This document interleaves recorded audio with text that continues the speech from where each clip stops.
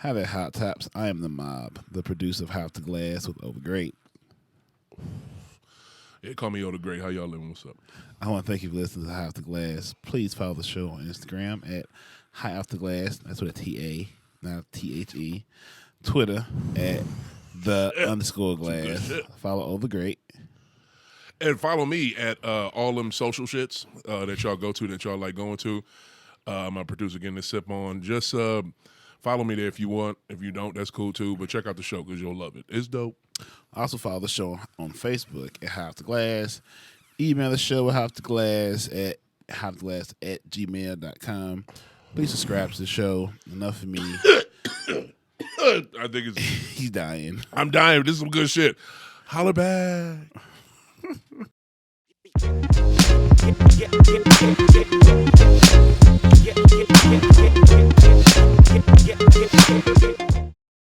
All right, hello everybody. Welcome back to a special quarantine edition of High Off the Glass. We're kind of lo-fi today. I'm in my little makeshift office, aka garage, aka smoke shop, and today I got the wonderful and talented Hater Boston's in the house. What's up, Mr. Boston? How are you, I'm fine. What's up? man? Here, bro, dealing with this COVID-19, aka coronavirus, aka what is it, Rona, aka shit that's fucking up everything for me. So, how have you been dealing with this bullshit? Fine. My day ain't changed too much. Yeah, because you're still working, huh? Yep. Yeah, I have not worked. I have not worked in what is it? This is my this will be my second week, full week of being off. I haven't. Today was my first time taking a shave. I haven't shaved my face in 3 weeks, so it feels good. I look young and fine. Man, this thing's kind of been a bitch, hasn't it? For who? For everybody. I mean, we're not like I said, we're lo-fi today. We're in the you're at your place of residence. I'm at mine. I'm in my little makeshift smoke shop studio today. You're where you are. Our studio is shut down for the moment because of what is it? Which is the new phrase that we have now: social distancing. That's a on fire word. Um, I think it's changed more than you think. I mean, you haven't your stuff hasn't been uprooted at all. Nope. Only thing I can't do is go out into the bar. Besides that, still going to work. My normal days off of doing what needs to be done. Right. Nah. No, not yet. But I don't worry about nobody but myself, so I'm still doing that now. So my life has pretty much been prepared for this. You've been prepared for this? Hmm. How so? Who I got to worry about? You said what? You said who you got to worry about? I thought for sure I saw a tweet. I thought for sure I saw a tweet from you like 2 weeks ago saying I kind of wish I had kids. Oh No, no, glad I no, don't. No, that no, no. was not you. That was Ellen DeGeneres. I'm Yeah, sorry. That was, nah. That'll be me.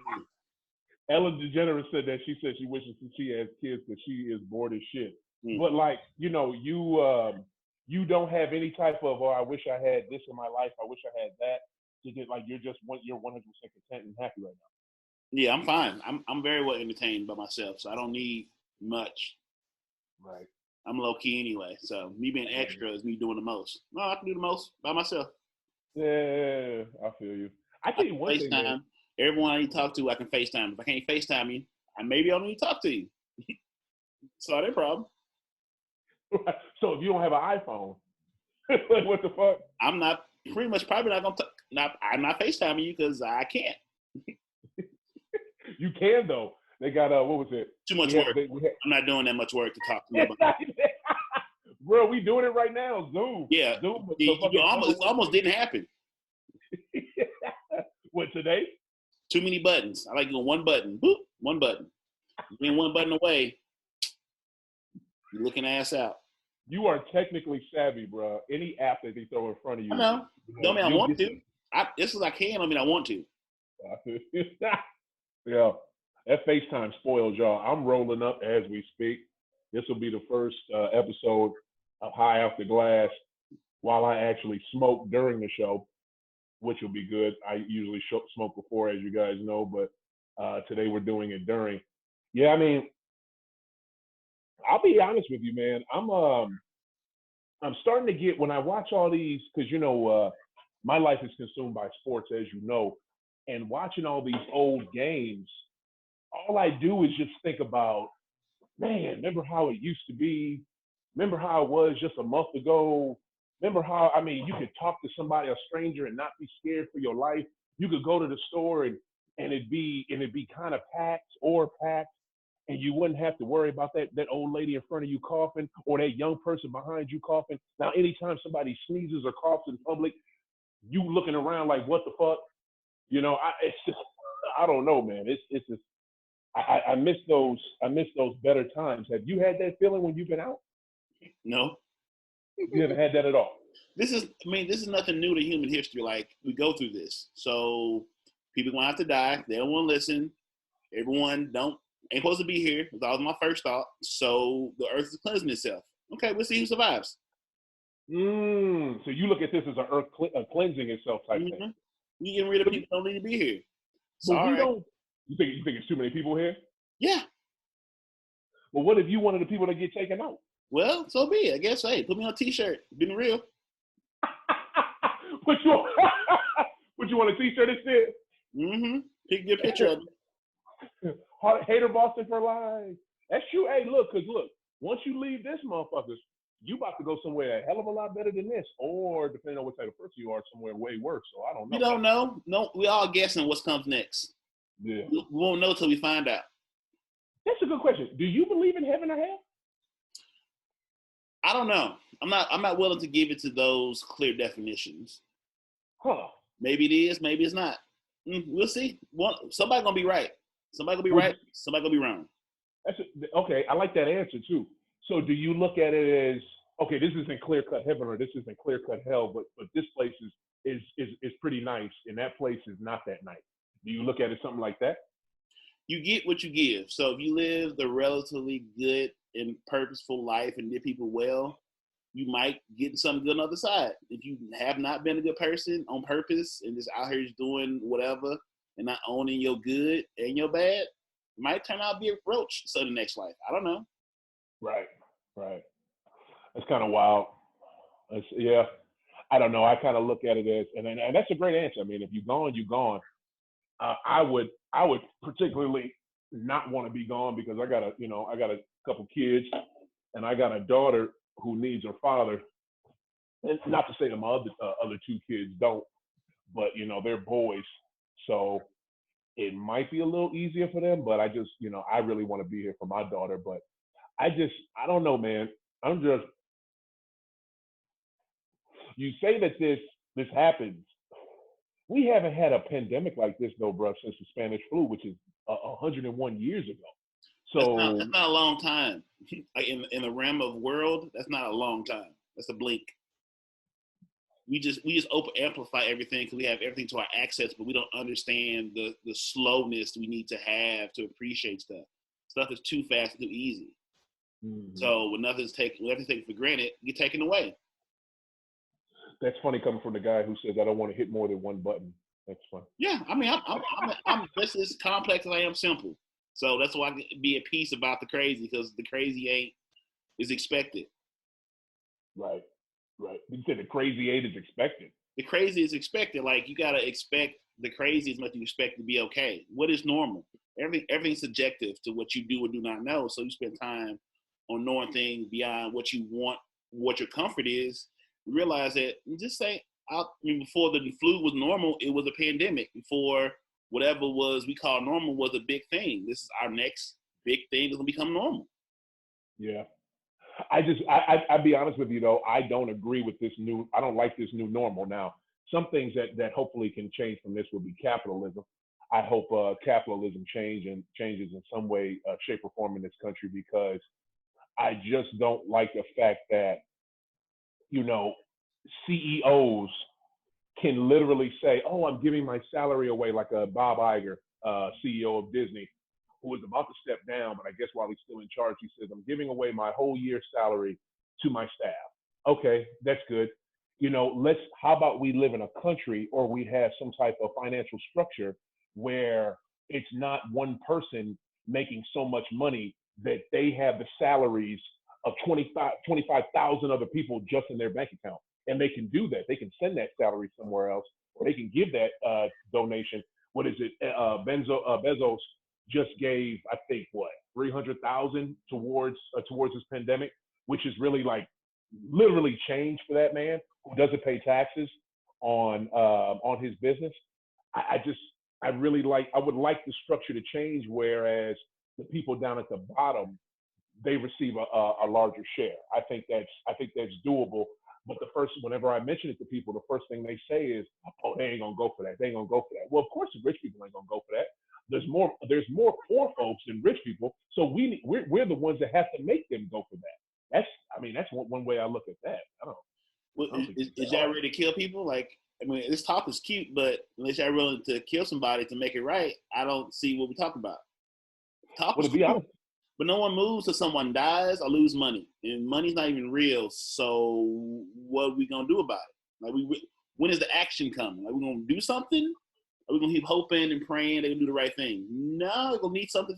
We'll need a major collapse of realizing that it's not real, and then we realize what's important are people. Until the fantasy is removed from being an option, we're gonna keep getting the same bullshit. I get that, but we don't have to really physically hurt nobody or kill people. It's already being done by the virus itself. Okay, well, but people are That's dying, right? But we're losing life. What's making things real? People dying. No one takes nothing serious if someone dies. yeah. I don't know. I think it's right for our structure to change right now as it is, because literally money is being stopped right now. I work for a major company in the United States. They're not working. There's several other major companies in the United States not working. Dump that sorry ass president. He thought he could get everything back open by Easter. He's quickly realized that he can't. He can't. And the reason why he wants to get it open, like you said, the money. They want to make sure the money's still churning, but they can't really get that as of right now, because you have what 60% of the American workforce out. Because a lot of people are scared, so people are being sent home. We're just trying to flatten this curve. I just, I don't know. I just think there could be slight things, that we do at this time that can change. Like, you know what? I'm gonna abstain from McDonald's right now. I know a lot of those workers haven't never been paid properly. A lot of them aren't even at work right now because all they have is drive-through. I'm gonna stay away from Wendy's. I'm gonna stay away from McDonald's, Taco Bell. That could be something. And in that in and of itself, the companies will be like, well, look, we have to restructure the way we set our pay, because we don't have enough to pay, our workforce. So we have to restructure. Okay, CEO, board, you guys need to take less. I mean, and they may have to physically do that, just to stay viable as a company. I don't know. That's kind of the stuff I'm looking at right now. Until once everyone that needs to die dies, and people in power that keeps the structure intact die, and then people get in there and change it. You can't change it if people that are profiting from it still alive and well. Guess what I'm gonna do while I'm alive and well? Maintain what's got me money. I maintain my power. Until I die, someone getting there to change the structure of this problem, the structure of the problem will maintain. So we're back to the beginning. When we gonna start killing CEOs and people that are keeping people down out the way and replace them with what? Huh. Because Hey, money and power is still the name of the game. right, right, Human beings love money and power. yeah. And the thing about it, the money, the money's somewhat stopped. The power is still there to a certain extent, but you only give someone power for what they can do for you. And a lot of what they can do for me is, how much can you pay me? What can you put in my pocket? If CEO or such and such in power, if you can't physically help me, as in financially, then I'm not gonna give you power over me. We gotta give our bosses and such and all these folks power over us. Why? Because they pay us. That's the only reason why we let them, tell us when to come in, and tell us when to go home, and when we can eat lunch, and when we can use the bathroom, and this, that, and the third, because they pay us to be on that structure. You know, if that person, if I don't put that person in power, or if that person loses their seat because of such and such, whatever with this pandemic, so be it. You know, it's like kind of like what you said with people dying, and someone, a CEO may not look at his business as much because his wife is dealing with this, or his child, or his mother, his father. You know, you never know. It could come. The thing that's so crazy about this, and what we forget, is that if it happens in Wuhan, China, it will affect Joplin, Missouri. It may take a while to do it, but it'll affect it. This shit has just affected it a hell of a lot faster. It don't matter where you're at in the globe. If it's something that's serious, it's going to affect you where you're at. It just is. We're more connected than we really think. What do you think about that? I know we all connected. I've never doubted the fact that we weren't connected, but we have some people that are here in positions of power to make decisions need to just go. They're not going to go by their own will, so maybe they catch it. Maybe people around them might catch it. It's going to take for all this to settle, see who's left and who's in position to understand that maybe we should look at being a global market as a more of a serious thing and remove all these fictionary borders and thinking we're separate. Understand maybe we should all work as one in the same direction. Yeah. Or we just gonna die. I mean, that's also the world. We're more of a virus to the world than the world. We need the world more than the world needs us. Because the world is doing a good job of healing itself with no one outside. So who's the virus here? Yeah. It definitely is humans. It definitely is humans. But I mean, if you look at, you know, it depends on how you look at religion and life. You know, religious folks will tell you that the world was made for us. So, you know. Okay, well, you can go with that one too. And then you get people that are holding churches still because they're beating that Bible, and they got whole congregations of 2,100 people in the church, and they go back onto the world. All right. Well, okay. Yeah. I don't think any of those big. Have you heard anything like that? Those non-denominational, like the Faith Church off. I've heard a few churches, and while I listen to my radio shows, like there's still pastors in certain locations saying, "Oh, my church will come to my church, and you will be cured of all these." Oh, okay, we playing that game. Okay, well. Oh yeah, see, yeah, no, that's a charlatan right there. That's all complete bullshit. Wow. Anybody says anybody who uses this pandemic, unless it's something that's physically going to help people or that's something that's needed, don't use this as a way to make money. Like, how fucking trite can you be? You know what I'm saying? Like, I don't see how certain individuals work like that. I know how that's what they believe. They believe it. Who are we to say it's built in the fabric of, oh, I believe it, so I'm gonna go keep believing. I don't know, just how low can you be to use something like this that has this country, gripped right now, that has literally everyone is just like, what the hell is going on? And you use that as a way to make, pieces of paper. I don't know. I don't know. I don't agree with that. What did you mean earlier when you said money's not real?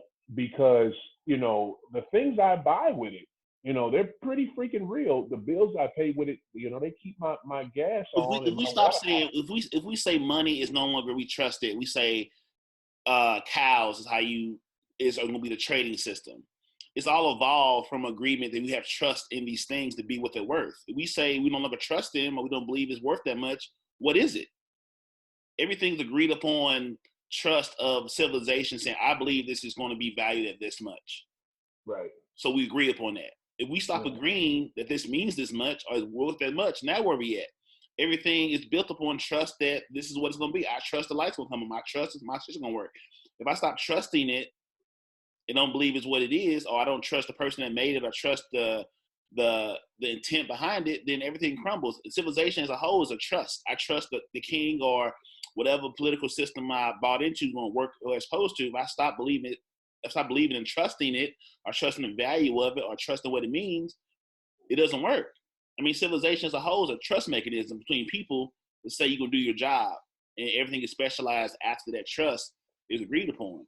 We go back to when people we knew we trusted. I'm trusting people I don't know to say it's going to work. Yeah. Civilization Yeah. is built upon trust. Yeah. I mean, that's pretty much it. I mean, you trusted that dollar bill that you have when you take it to the gas station. You know, it'll get you $1 worth of stuff. So I understand that. I mean, everything. I mean, from the day we chose to move from working in the small groups of 150 to 10,000 person cities, we're trusting everyone in that city is believing in the same system. Right. But anything man-made is imperfect. So we're trusting imperfect people to make perfect things and work a imperfect system. The system only is good as the person that's involved in running it. But how good can it be when people aren't good? People are just as good and bad. They're just as good as they are bad. Yeah, yeah, yeah. I get that. It's a very imperfect system. I think that's why it needs to be changed. I'll the switch over to sports, man. It's I know that hasn't been hard for you, man, but geez, good God, it has been fucking rough for this guy. I had plans. I had trips planned for going to see my first NBA playoff game this season, and it's been really shitty, man. It's been really shitty. Mm-hmm. I don't. I'm upset. I was going to see my first Celtic game this year. I was going to go see Pat McCall from St. Louis here. He plays for the Raptors. They were gonna be in the playoffs. I was gonna go to one of his games. You know, it's been really kind of sad, man. I'm glad that the Olympics finally did what they were supposed to do and postponed till next year. But dude, last time my sports or sports in general were interrupted in this country was 9/11, and for shit just to be shut down right now like it is, and luckily they haven't canceled seasons all the way yet, which might be on the horizon. But for no sports at all to be played, this is different. This is different and unprecedented, and frankly, fucking scary, bro. You know what I'm saying? It's very scary. I mean, for real, man. It is. You got look, and you're not. It's funny to you, but here's the thing: we look at sports. Sports is a what? It's not just entertainment. It's not just something to take your mind off the shit, which is great at that. But it brings people together. It's a bonding mechanism. It keeps everything running normal. Like it's a good day where maybe our normal was bad. Maybe the normal should be, maybe we should focus more on people that need to be prepared to do life sustaining jobs. I think it's a reality check. So now you can't be distracted by things that you're able to run away from I always felt it was a distraction. That's why I never fell in love with it. But that's me. Now, like I'm more interested in like, okay, now that we're seeing what matters, like healthcare system being prepared properly, voting locally, nationally, leadership, honesty, like how everyone's really connected. No one really lives in like a bubble, and how maybe this is the time to really realize, have some courage to look at the truth of what life really is and what it's not. Okay, I get that. I get that. And you know what? I love that you even fucking said that. I like that you had that because you got the juxtaposition to me. But this is the thing, because I think people use it too much as a distraction instead of focusing on local politics. You should know about local and national politics where you live at. I just think you should. And sometimes people use sports as a crutch. They know more about their team's quarterback than the mayor of their city, and that's fucking sad. But also too, are we not supposed to have a getaway? You know what I'm saying? I mean, so if we have no sports, then but you can still have your bar to go play darts at. You know what I mean? Or wherever you go kick it at, or wherever you go to blow off steam, or wherever you go to. I say take all minds away if it means a better long-term solution to the reality we need to come to terms with. Like, you would give all that up. You would give up your extracurricular and just focus on work and making society better 24/7. You would never want to Yes, have a yes. Because I find value in people and I find value in people, not things. So we can get people to the same understanding and appreciate other human beings in the limit and the short term of a life, and getting those barriers, those divisions out the way that keep us separated, which makes us choose sides. No side to be chosen. We all choose the human side of things. Have it all. I'm gonna have more fun connecting with people on a real level, at a human level, than picking out who team I should like or hate or whatnot. Yes, I'll give it all up if we can understand the human need for each other and get rid of these fictitious divisions of things that don't matter when shit gets real. Okay, and I somewhat understand what you're saying, but those fictitious teams that we root for, that also brings people to get together in and of itself, and it creates jobs. You know, I mean, sports is $1 billion industry, and that's just not for the owners and the players. You know what I'm saying? That's for everyone that's involved in the sport, some way, shape, or form, and you have jobs within that industry that are sustainable, that you can sustain yourself from year round. Now, you know, some years will be sometimes of the year may be a struggle because you're waiting for the next event to come to your arena or stadium or whatever the fuck that you work at. And during that time you may have a lull, but other than that, that's a sustainable, you know, career for someone. You know, you're taking all that away, bro. If you do that, if you take away bars, you're taking away people that, you know, that do that every day. A bartender, a manager, a cook, a chef. You know, I mean, what about them folks? You just want them to what? Just work in Either you adapt or you die. YMCA? You can adapt to the more needed function. I feel some of them jobs hold people back from being the creative person that can actually do something for bigger people than pour me a drink. I've seen more creative people be hindered by being attached to making this check than being what they're really here for. So if we can remove all these distractions and divisions and have people really in touch themselves, what they're supposed to be for, here to do, and make it better for everybody, not just me personally or somebody I don't know, I'm here for it. I'm here for something different. I'm here for people to really find their true purpose, to do something special, do something very worthwhile that's bigger than them. I'm here for it. I'm listening. Yeah.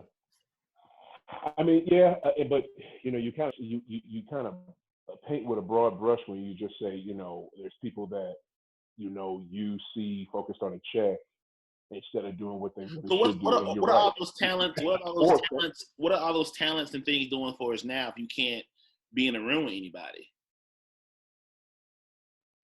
Like some people are so attached to this distraction or hindrance of what they thought they were, they can't even adjust to sitting by their own self and enjoying their own company. Like, why am I still getting invited to quarantine parties? I'm like, I'm not gonna hang out no party. Y'all like y'all nuts? Like, come on, sit down, relax, breathe. Yeah. That's those folks that aren't used to being by themselves and need to be stimulated by other folks and everybody wasn't here either. So back to what I'm saying, everybody. And that's true. But that's a whole nother issue. I'm just trying to keep this on the sports side of it, and sports and entertainment side of it. And I get what you're saying. I mean, you know, but I look at sports, how it inspires folks.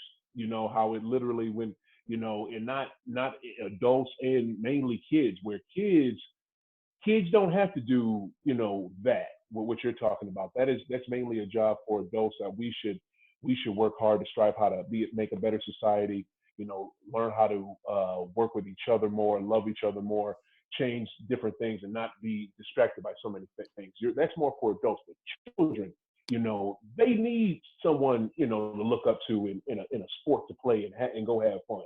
And that's what, you know, come on, man. That's what we did as kids. We looked up at athletes. Why? Because number one, they did the same thing I was doing, but they did it as an adult and were way better, made a whole lot of money, and they were awesome. You know what I'm saying? I mean, shit. That's why I looked up to Michael. I mean, that's just how it goes. You know what I'm saying? I mean, maybe you were different as a kid, but yeah, I wasn't. You know, I don't have the same attachment. No, I liked it. I liked it, but it didn't inspire me to want to, like, it wasn't my run to. It was like, everybody else is doing. Let me find something to make these connections with people. Maybe reach out to somebody, but like, I didn't have the same connection to sports or individuals or athletes that they were people playing a sport. I never got into the mysticism or the magic of it. I was like, okay. And when it's over, wow. we're going back to what we're doing. Okay. See, it was, and I get that. I get that. See, it was different in my household. My household, sports was, it was a given. It was what my mother and my uncle were watching. And it's what my grandmother would watch sometimes if they were watching it. And if they were watching basketball, I watched basketball. I remember watching Magic and Larry play each other in them finals games, regular season games when I was a kid with my mother. And I remember that young dude, the way, I don't know what I know, I tell you what it was. When Jordan came on the scene and the way he elevated the game and played different than anybody else. I went to an all Italian Catholic school when I was a kid, and it was very racist. It was racist and it was fucked up. And it was from grade, what grade was it? Was it kindergarten? I don't know if there was a kindergarten there, but I know it went from first to eighth. And it was 3 black kids in the school. I was in 3rd grade at the time when I went there, and I was the oldest black kid. You know what I'm saying? In that school, we went from first to eighth, and it was a struggle almost every day. But the days where sports were relevant and something big had happened the night before, Michael did something amazing. Magic Larry did something. Something happened in football. Something happened in baseball. It was, those days were different. I was treated different.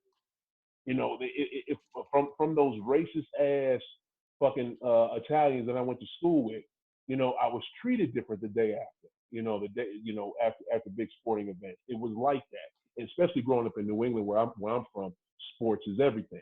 You know what I mean? So it's just, it's a different feeling with me when it comes to sports. And I get how, not everybody has that connection, but I really think that, you can even take it off of sports and put it into entertainment. So if we just do your mindset, then we have no, we have no movies, we have no music. Do we still have the arts, or can we have arts? You always had arts. I mean, at the smallest, at the most human level of a village, you had arts. You always had painting. You always had some form of expression, but you knew the people you were talking about. You actually knew the people. They wasn't these elevated pedestal individuals that we forget how human they are. Then when they do something human, and when they're off the court, we lose our mind. Like, they're still human beings. They still have fears and everything else. But at our most natural level of 150 people in a village, we still had arts. We still had made music. We still had things that made us connect as humans that we actually could touch, and wasn't some abstract thought in our mind. We actually knew it. And we can talk to people that were making these music and these art and this stuff, that maybe that's what we're purposeful. Maybe it wasn't supposed to be whatever, but we knew it. So like the crux, the DNA of what makes us human beings and humans are still there.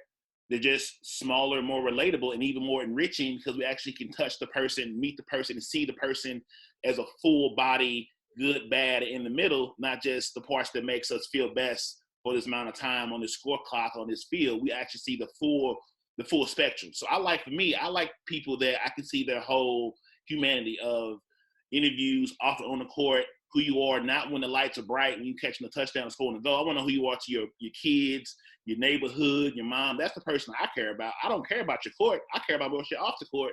Says more to me than what you do on the court, because everything's a part. Everything's attached. I get that, but why? Why do you care how they are off the court or off the field? Because that's who you really are. That's what I care about. I don't care about what you do, how you make me feel on, because you exceeded at some limited or very infinite or finite ability. That's cool, but who are you as a person? I don't care about the shit on the field. That's just me. I care about people. I don't care about what people do as a occupation or a task that entertains me. I care about how you treat the people that you would come in contact with. Now, once I know you're a good person, or at least resemble what I feel like a person embodies. Now I take your art more serious. I take your entertainment more valuable. I know it's coming from a good, wholesome human being place. I'm not good. I'm not satisfying you with, oh, you do great. That's a problem now. We give you rewards for doing a great job, something on the matter. Then you're a horrible fucking person in real life. No, out of here. Yeah. That's how we got dumped. Dump makes you money, so you vote for him. Now look at it. Oh, where the money at now? Can you breathe? You know what? I get what you're saying. You're Everything's connected. Nothing's in isolation. We like to isolate things and make us comfortable. No, everything's connected. Nothing's separate from each other. So your CEO is trash, makes you money, but now when the money don't mean nothing, he's still trash. Now you mad? No, he was trash. He make you money. You should have got rid of his ass then. Should let the money be your voting interest. Because trash is trash. Should be thrown out all. But how come the only time people really have this concern about how you are off the court, off the field, outside of work, outside the office, the only time people really have that concern is when you're an athlete or maybe a musician. Other than that, like, and maybe somewhat a politician, where we really should care is a politician. But a lot of times, you know, people don't, and it comes out later, and you're like, oh, I can't believe it. Well, motherfucker, you should have done some research. But fucking, it's always on the athletes. Like, how are they How are they at home? How are they there? How come nobody asked that shit about Tom Cruise? Don't nobody know that Jack Nicholson I care about everybody I can find shit on. But don't nobody know that Jack Nicholson got like goddamn damn near 50 kids. But don't nobody talk about that shit. But they sure want to bring up Old Dirty. The brother ain't even here no more. But they want to talk about Old Dirty and his seeds. You know what I mean? It's just such a double standard. It's always like, let's come down on it. Almost kind of plays to the part of race too. Let's take come the machine down then. musician. Take the whole machine down. I'm fine. Burn the whole machine down. The whole machine is infected and it's flawed. Burn it down. I'm down with it. Yeah. Burn it all down. Let's put everybody down to zero and see who's left. Burn it down. You want to destroy and rebuild. Yep. You want to destroy and rebuild. I get that. I mean, that's cool. It's just, you know, sometimes either we do it or it's gonna do it for us. One of the things, you get yourself, like, my person. Either I get my health together on my own, or do it for me when I have no choice. I get to choose. I got to deal with both of those consequences. Either I do it or it does it itself. It's gonna get done. Yeah. You get to choose. Either way, it's gonna get done. Mm-hmm. Yeah. Either way. So either you gonna sit in the house because they told you to, or you gonna sit in the house because you can't leave that motherfucker. What you want to do? Yeah, I hear you, man. Choose your adventure. And remember, you always have a choice. There's always choice to be made either way. Anytime somebody say choose the adventure, you know where my mind goes right to, right? The books. You know it, brother. You know I love the motherfucking books. Mm-hmm. But I used to love. I had a goddamn Batman and Robin one. I had a Superman one. Them books was the shit. Did you have any of them shit? I think I don't have them in my home. I think I had them at the library at school. Yeah. You remember any of them? No, not really. I just remember some basic ones, just going through and pulling out the little story, but nothing that really stuck. I don't remember too many nonfiction anything for real. Because even when I was a kid, I was into always into nonfiction. I never cared for fiction outside of like superhero stuff. But then I also wanted to know who the writers were and where they got the stories from. So I always need to know where this come from. How'd you get here? Who hurt you? Who died? Right. I want to tell me about you. Yeah. Who hurt you? Because all this kind of stuff, this need for expression or attention comes from usually a place of hurt and loss. You don't hear too many winners giving too many bad stories. Usually most of your best stories, your most human stories come from some unplanned loss or some emotional, I felt I was wronged, but it's usually because you chose to see it that way. That's funny. That's funny that you said it, because I remember Eddie Murphy said one time in an interview, he said a lot of comedians, feel like they have to have a fucked up life to be a good comedian. Because you look at like great comedians throughout time, they had rough lives. You know what I mean? Like, Richard grew up in a fucking brothel. You know what I'm saying? Red Fox shit wasn't the best. I mean, I ain't got to go down the list, but you know what I'm saying? It's the same way. Miles Davis, Coltrane, like you don't get the music without the pain, and some of it was self-induced, some of it was just born in the time I was born in. But like, you don't get this beauty. Mary J. Blige music, what we love about her when she's going through the most pain. Like we human beings connect with pain more than we connect with pleasure, but we have a hard time admitting it. That's true, but I disagree with that, fam, because the other thing that Eddie followed that up by saying, I don't agree with that. You know what I'm saying? I had a decent childhood. I mean, my father drank a little bit, you know what I'm saying, but I had a good little childhood. We didn't have too many struggles, not too much of nothing. And, I'm pretty funny, you know what I'm saying? And that's not the exact way he put it, I'm paraphrasing, but I mean, come on, I don't think it's always, you don't have to like lose your best friend to gun violence. And I'm just using that as, just a random cliche or whatever the fuck, at a young age for you to be a dope a rapper one day, or for you to be a dope basketball player, or for you to be a good surgeon. I don't know. I don't think it has to be like that. You look up, look up your top 10 artists of however you want to cut that cake, and I bet you 9 out of 10 has a moment in time of some sort of pain that elevated them to do their craft. Oh, well, yeah, fam. Yeah, everybody has. Everybody has that. Yeah, what music we connect to are the ones that have the most pain behind. We remember the stories that have the most pain behind. It's just a human thing. It's not an accident. Like, yeah, we remember the good movies and stuff, but we remember the ones that have a level of loss in it that we can relate to. Because life is loss. Because we all live and die. Like, we all get out of here one way or the other. I hear you on that. I remember almost every one of my favorite basketball coaches, when they talk, not almost, all of them, every last one always says it's the losses that stay with them. They don't remember the championships. They don't remember the champagne like that. They remember the wins, but like the things that hurt them, that stay with them the most, is the fucking pain. It's the loss. It's like, oh, that's so fucked up, man. That's a fucked up existence. Like, wow. Shit, I'm gonna enjoy the human existence. I mean, it's the human existence. I mean, that's how it rolls, because that's finite. That's done. We can't change it. We can change everything while we're living, but we can't change what death does. We're gonna react to it. So we all know it's coming. We can avoid it. We can ignore. We can think we can make plans. That's cool. But we all a choice, a decision away from something happen we can't come back from. The more accepting we are of that reality, the better we can live life. How does that relate to what I just said, though? I don't understand that, because I don't know. It's what yeah, it's still true. I don't know. I'm just talking. I feel you. Hey, all right, look.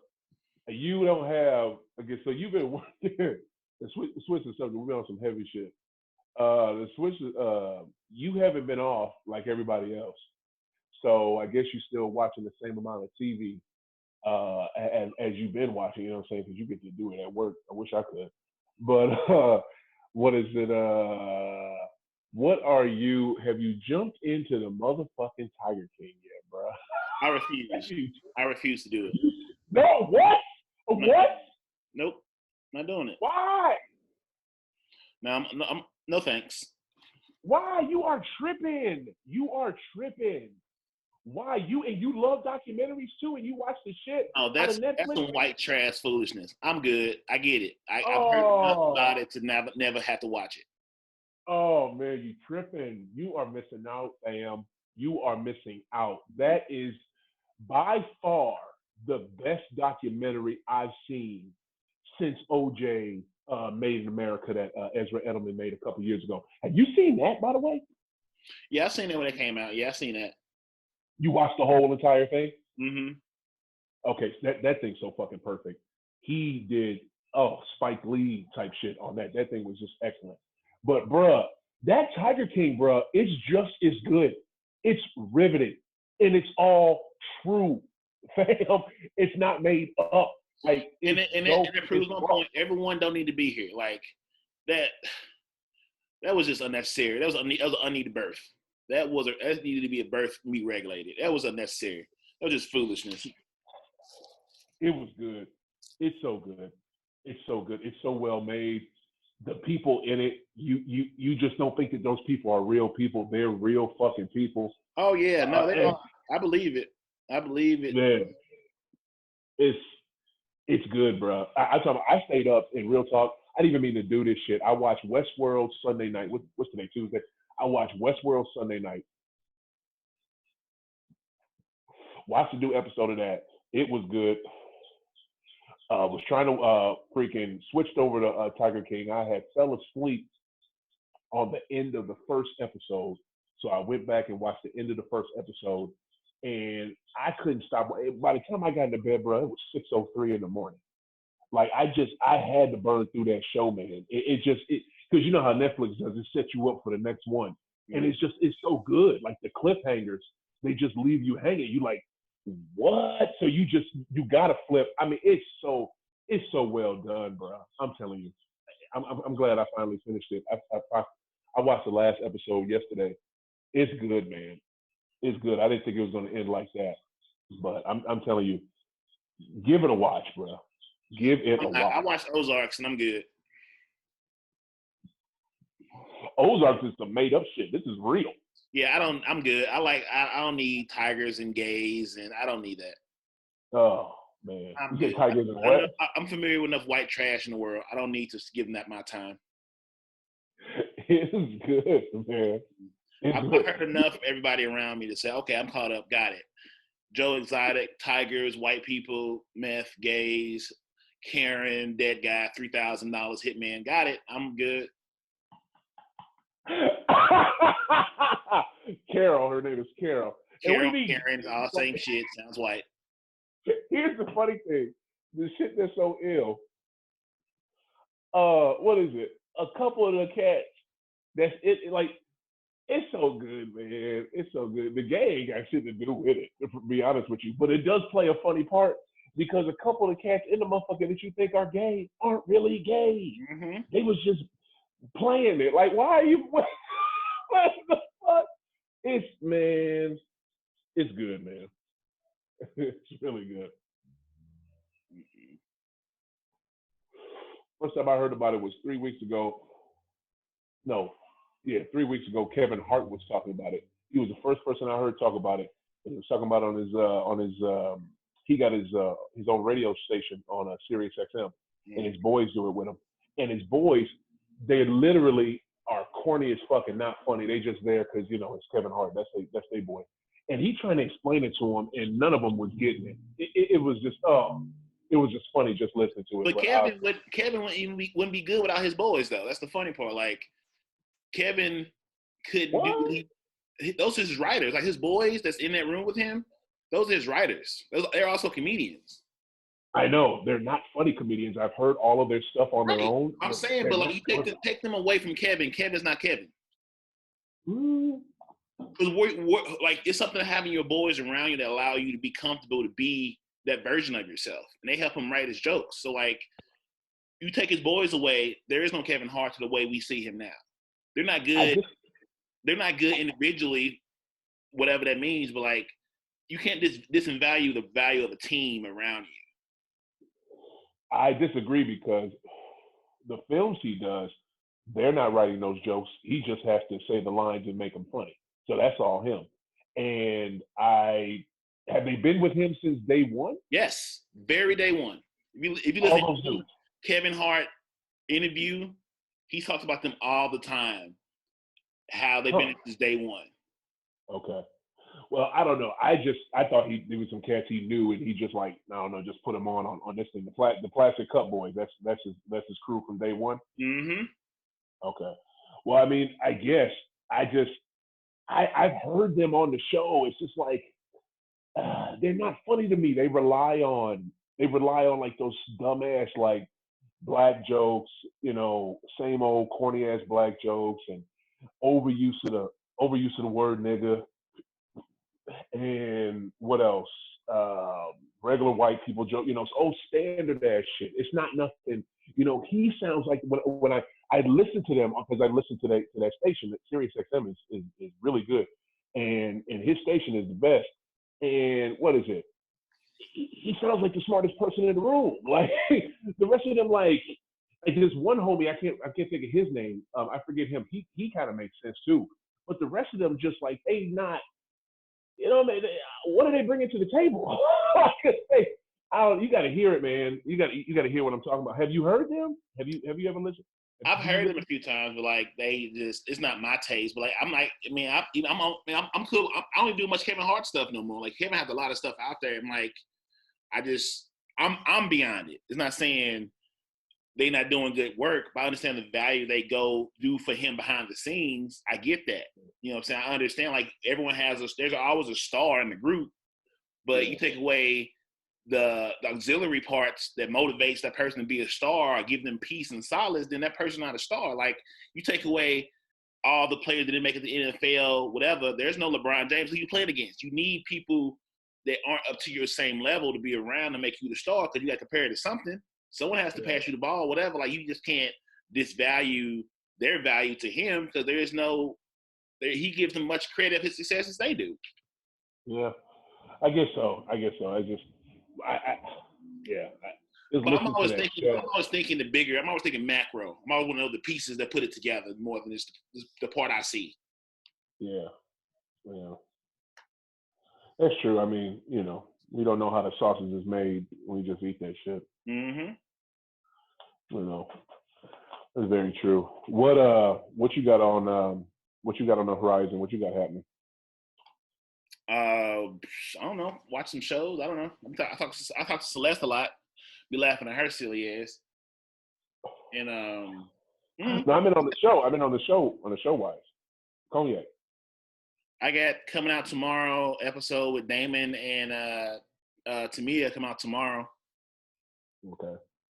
Solardians has one with a guy we've known for a while over in England. He does a lot of like breathing and holistic type of stuff. Cecil met a year ago, so we got him coming up on Monday.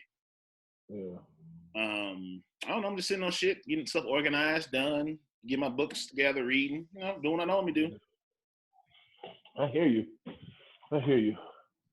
I'm gonna crack open this fucking this Chromebook I got for Christmas. I've been so busy with work, I haven't had a chance to do that. So cracking that thing open and trying to produce something out of there. I'll speak more on it when I have more to speak on and talk about now. Keep going with this show, man. Keep pushing high off the glass, and everything's kind of somewhat came to a slow grinding halt, but not all the way. We're gonna keep pushing the pedals of this thing and keep getting going. Because I don't want to lose the momentum of this show, and just want to keep high off the glass going and keep having a place where marijuana advocates and basketball lovers, sports lovers can come talk. Man, it's been this sports thing has really been draining, but just trying to keep my mind off of it by watching the old sports that's been on, like I mentioned before. But I'll tell you one thing, man. I went to took my kids' bikes up to this bike shop over where I live at last week. I had to get some little things I told her to do, fix them, really cheap. Great service.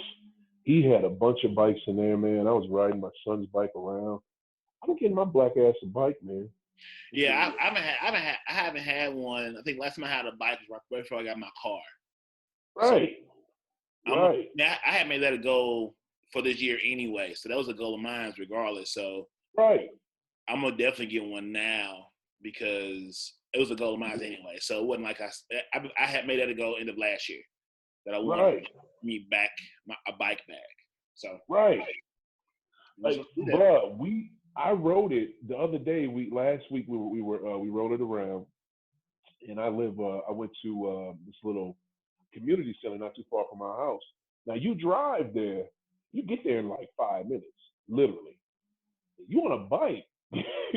You know, that's about, 20, 25 minutes, depending on how fast you're going.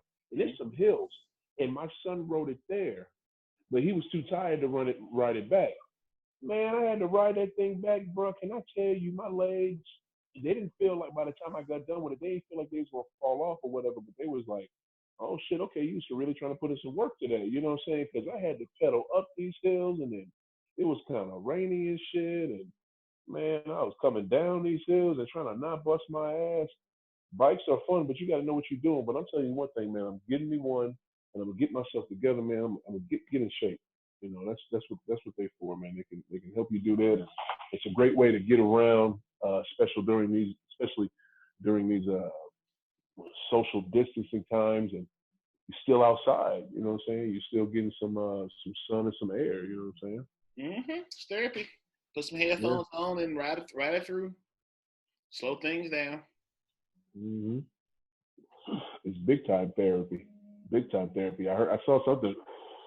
I didn't read much of the article. How close are you keeping up on this COVID-19 thing? I mean, I browse through the TVs and articles that come my way, but what is me inundating myself with information when the bottom line is sit down? Yeah. I mean, what can you do besides if you not clean, get clean, learn how to clean better, and relax and like don't worry. Like what you can do is stress yourself out about something you can't control. Like do your part and sit down. Yeah. Take the time to do other things you're putting off, reading, learn some stuff, Google, you know what I'm saying? Like use some time to be productive and you can still make bridges and network with people because everyone's looking for an opportunity to make a connection. Now you can just see who's worth making a connection, who's not. And what your connections you made thus far beforehand are valuable.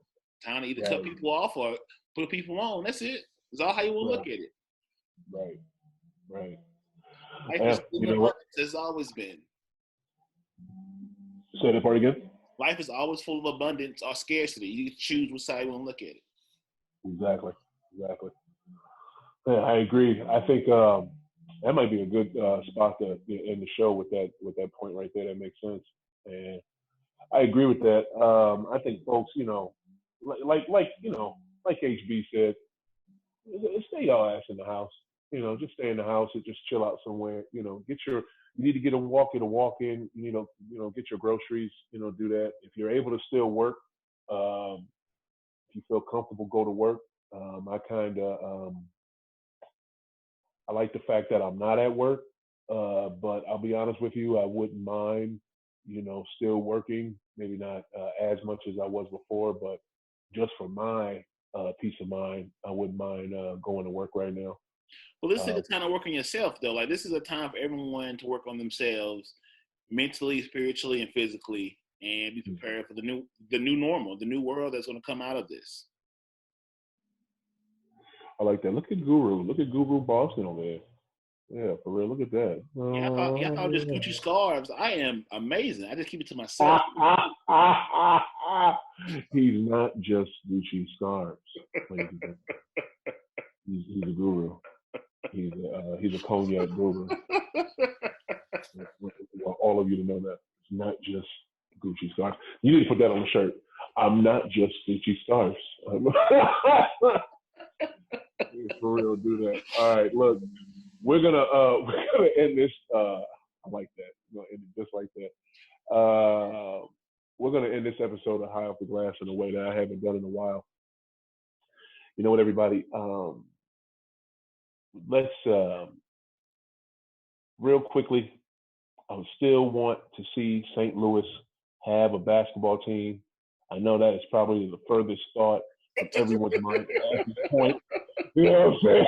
Like nobody is thinking that at all. But I'm still a basketball junkie at heart. I'm still a basketball lover. That's what this fucking show is about. So that's why I haven't ended this show in a while in saying that St. Louis needs a basketball team. So we still need one. But more importantly, it's something serious we're dealing with right now. But don't lose your mind over it. And pray, whatever you do, meditate. Lean on your loved ones or lean on yourself and take care of yourself and prepare yourself for the new for the new normal, like HB Guru Boston said. You know what I mean? Do that because we're gonna need that, man. Everybody, thank you for tuning in. Thank you, Boston, for sliding in today on High Off the Glass, and appreciate you. And thank you, everybody, and talk to you pretty soon. Peace.